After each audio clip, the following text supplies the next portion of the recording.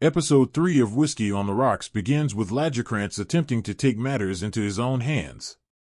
Convinced that the submarine contains nuclear material, he calls in an expert to determine whether the Soviet vessel is harboring nuclear arms. Since the expert needs 30 minutes wall-to-wall with the submarine, they decide to approach it in a rowing boat while maintaining sound discipline to avoid detection by the Soviets. Despite their best efforts to stay quiet, they end up knocking the boat against the vessel, alerting the Soviet naval officers and forcing a hasty retreat. In response to this rowboat attack, Brezhnev orders the Soviet ambassador to demand Sweden's surrender. The foreign minister relays this unauthorized action to Faldin, who promptly rebukes Lagerkrantz and ensures he won't attempt any more reckless stunts. Later, Faldin meets the Soviet ambassador and learns that she had once been trained to infiltrate the Swedish government, which explains her fluent command of the Swedish language.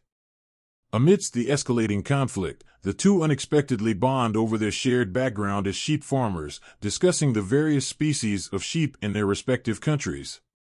Elsewhere, Lagerkrantz is undeterred in hatching his own plans. He debates whether to offer the Soviets some pizza aboard the submarine and decides to bring a camera person along because, in his words, a little good TV is nothing wrong. Free press stresses Bolsheviks.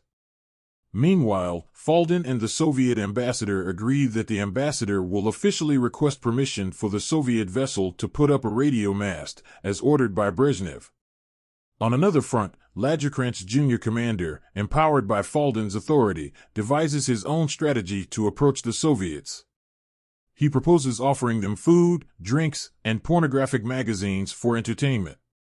However, submarine Captain Peskin firmly rejects the offer and refuses to let anyone aboard. The episode ends with a dramatic turn as Peskin attempts to blow up the submarine, only to be stopped by younger officers desperately trying to prevent the catastrophe. Whiskey on the Rocks continues to build a hilariously tense atmosphere as the pressure mounts on all sides regarding the Soviet vessel's unexpected stay in Swedish waters. True to the series' tone, the episode portrays the sheer absurdity of the situation. From Faldin and the Soviet ambassador prioritizing discussions about sheep species over political tensions, to the Swedish commander offering food and entertainment to the Soviet officers, and Lagerkrantz's comical critique of Soviet oppression of free speech by bringing a camera person along to stress them with media attention, and possibly pizza, the humor is sharp and biting. That said, this episode also captures the gravity of the escalating tensions, especially in its closing moments. Peskin's character embodies the psychological strain of the situation as he spirals into self-destruction, nearly taking the submarine with him if not for the intervention of his officers. The ending highlights the grim reality for those stranded on the submarine, compounded by Brezhnev's relentless orders to blow up the vessel.